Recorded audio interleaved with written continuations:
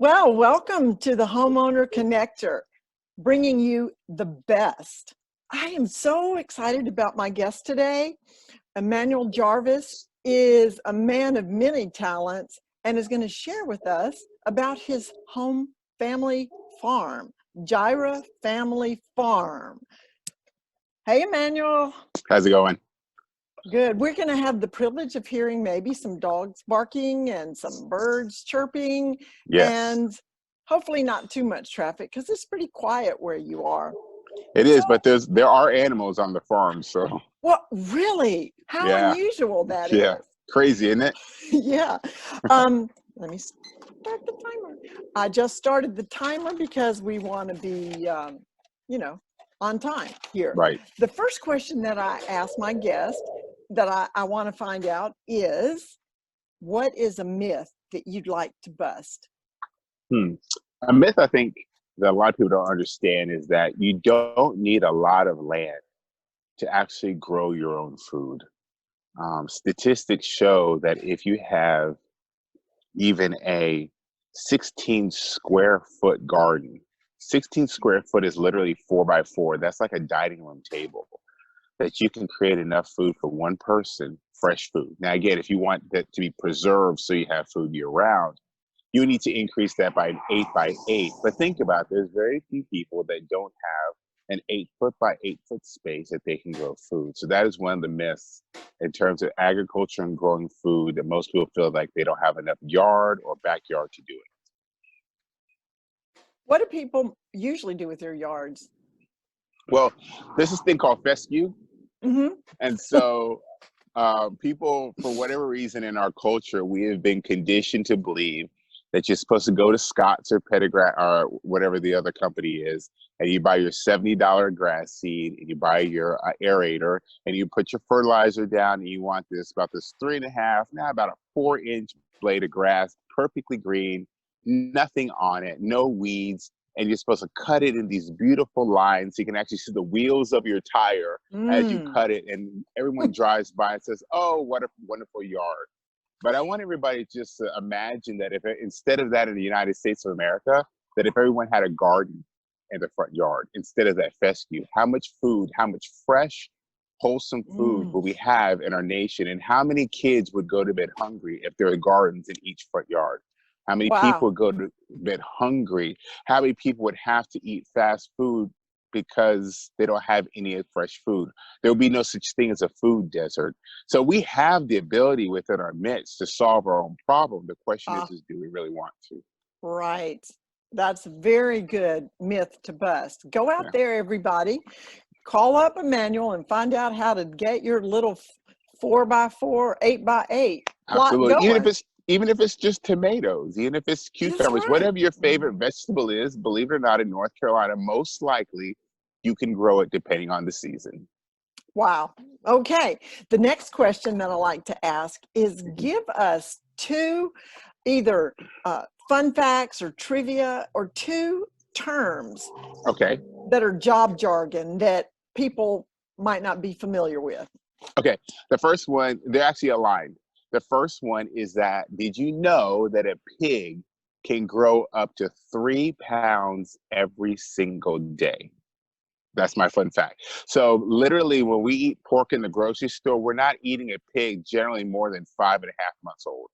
That's how fast they grow. Really? They grow well over 200 pounds. They start off as piglets, 8 to 10 pounds. And every single day, as they continue to eat, they get bigger and bigger and bigger. So our commercial pigs that we eat, you've never eaten a pig more than a year old ever in your life. That's fun fact number one. Fun fact number two is kind of like in the same lines, but with a chicken. Did you know that the average age of the chicken that you get from the grocery store, or you get like a nice rotisserie chicken at Mm-hmm. Costco, you know that chicken is not more than 50 days old. 50. That means it hasn't even seen a full 50. 50. 50 days old. That means the chicken hasn't even seen 2 full moons. Okay. The chicken is probably anywhere between about 6 weeks old.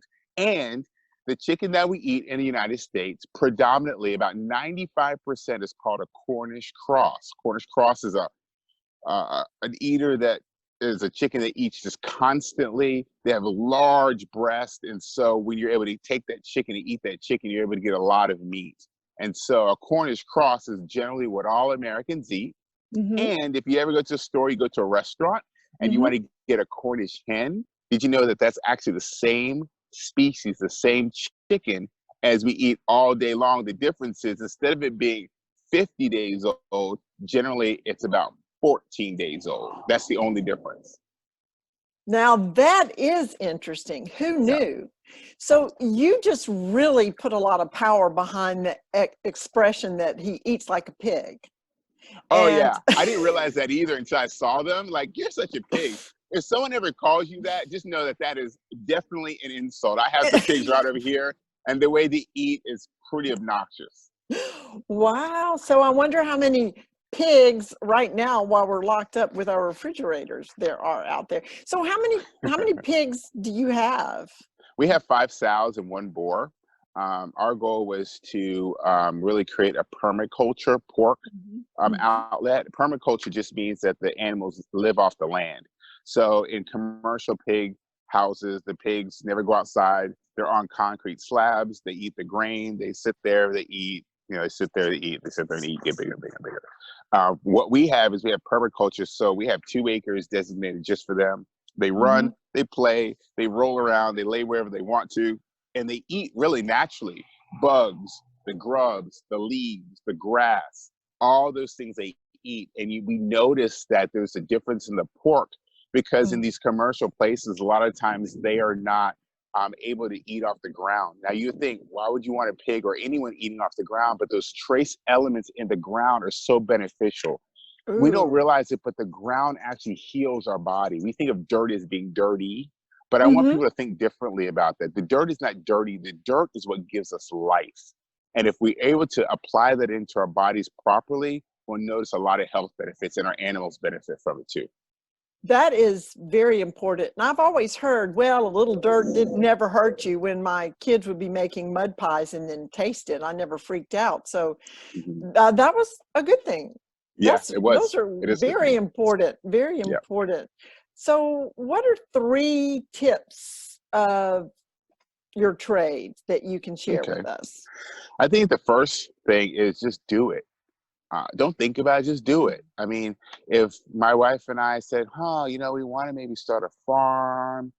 Well, yeah, do we know everything? What if we make a mistake? We'd never do anything. Believe it or Mhm. not, there was a family that talked about starting a farm kind of at the same time we were. Matter of Mhm. fact, it was pigs. They said, "Hey, we want to get some pigs." I was like, "Yeah, we want to too." And one day on Craigslist, I saw they had piglets for $20. We rolled over. I said, "Tina, what do you think?" She says, "I'm down. Let's go." So we literally took a dog crate, drove out to the middle of nowhere in eastern North Carolina, picked up 3 pigs and brought them home. I didn't even know what pigs ate. I didn't know anything about them. I just did it. Now the other families start asking, well, how big are they? And Mhm. what color are they? What breed are they? Well, someone said that if they're pale, they're not good, and you want one that has color, and are they healthy? Just get the pig. We'll figure it out. So we figured it out. And so today we have pork that we sell to the community. We have 6 pigs here. We've gone to pigs. We've taken pigs to processor. Matter of fact, my lunch was pork, right? So, but if I would Mhm. have sat around and hemmed and hawed and got everything just right, I would have never done it. So that's the first tip. Mhm. The second tip is that if you really want to get into it and find out if you really want to do farming or ranching, find a farmer and volunteer. Go and say, hey, can Ooh. I come on a Saturday and just watch you feed and help you feed? Or if you've ever wanted to say, I'd really like to process my own chickens. Guess what? Mhm. There's farms that do it and say, hey, can I come the next time you're doing this? Can you give me a call or a text? And I can just watch. And I may be grossed out and never want to do it, but maybe it's really not that bad. And wow, I understand it and I appreciate meat, and now I do want to do it. So So that's is my that an second tip. invitation? Is that an It invitation? is. It is an Oh, invitation. great. Um, If anybody, talk about a great homeschool field trip. oh yeah, that's about as Mhm. good as it gets. It gets real. Right. What we've noticed is that when we raise our own meat and we process our own meat, we don't waste meat. We don't take a bite out of a chicken leg or even their our kids take a bite out of a chicken leg and says, I don't want it anymore, I'm not hungry. Because we know that that animal died so that we could live. There's an honor and there's a reverence towards that. And when you understand that and you've seen that chicken, you've raised that chicken, you honor that chicken. And one way you can honor that chicken is by consuming all of it. Wow, that is an interesting take on that. Now, do you have a third tip?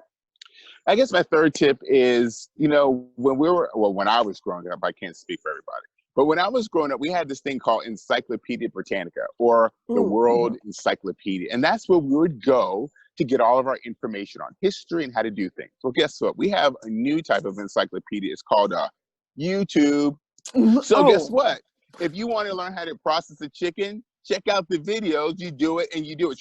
Believe it or not, that's how we did it. We didn't have anyone that was a master eviscerator or butcher teach us. We saw it on Craigslist. We said, okay, we turned the chicken upside down, and this is where they said they cut, and this is where I cut. Oh, wow, this is what happened. And we processed and learned it that way. So again, 3 things. Just jump in. Start a garden. You can start tomatoes in a 5-gallon bucket. You can just get you can get a bag of the black cow, stick a hole in it, and stick your plant directly into the black cow. You don't even have to take the manure out of the bag, and just water it. That's all you have to do, and you can have beautiful tomatoes right in your front stoop, in your back porch. Even if you have an apartment, you can grow tomatoes on your back porch. So just try it. Number 1, if you want to get deeper into it, meet up with a farmer who's doing homesteading and just learn and be there. Just figure out if you really, really want to do it. If you want to collect eggs, if you really want to deal with the chicken poop and things like that. And then third, use YouTube. There's thousands of homesteaders that have already done it, that have learned by trial and error, and you can learn through them. Wow, we could talk forever because I know there's so much more about this. What I'm going to share how to get in touch with you. Okay. And also, while this is up here, go ahead and tell us, what is your favorite, in a short sentence, what's your favorite thing about what you do? I have a saying. Sometimes it's a little controversial, but I have the saying. My saying is this: if you can't make it in the Raleigh-Durham area, you can't make it anywhere. It's that kind of an area. That is, yes. Well, we do live in a great place. We do. It's amazing. So if you're struggling, you can't do it here, there's a good chance that you may not be able to do well. It might be tough for you. Right. So this is a great environment to live, to grow, to raise your kids, for work, for business opportunities, quality of life, air quality, cost of living. Everything is just really where it needs to be for an individual that really wants to go at it to really make something of themselves. So if someone wants some of that delicious fresh chicken that I had the privilege of eating, and it was amazing, or fresh eggs or bacon, pork, whatever, then this is how they can get in touch with you. Absolutely. Through our website, our customers, are a lot of them, all of them repeat. You do one time, they come back over and over again. At one point, we had an honor system for our egg sales, especially with COVID and social distancing. And so we would have a refrigerator out front, and people could just drive up, drop their money in the little slot, their cash, or they can pay through PayPal, not PayPal, but a Cash App or Venmo, and just take their eggs. But the problem is the demand on eggs got so high, we couldn't even keep any in the refrigerator. So then people were just contacting us. They're texting us or reaching us through the website and saying, hey, I want these eggs. They're prepaying for their eggs, and they're just picking them up when we give them a call. But we do have ground pork, we have ground sausage, and we have a whole lot of these chickens that we raise right here in our front yard on grass. They're getting all the nutrients they need for a tasty chicken. Wow. So really, people, come call Immanuel, get you some fresh, healthy, delicious food, and let's get back. Well, thank you so much. I knew you would be a delight to talk to, and you are so full of so much information. I appreciate that. You're welcome. So let's say goodbye, all. Thanks for stopping in. All right.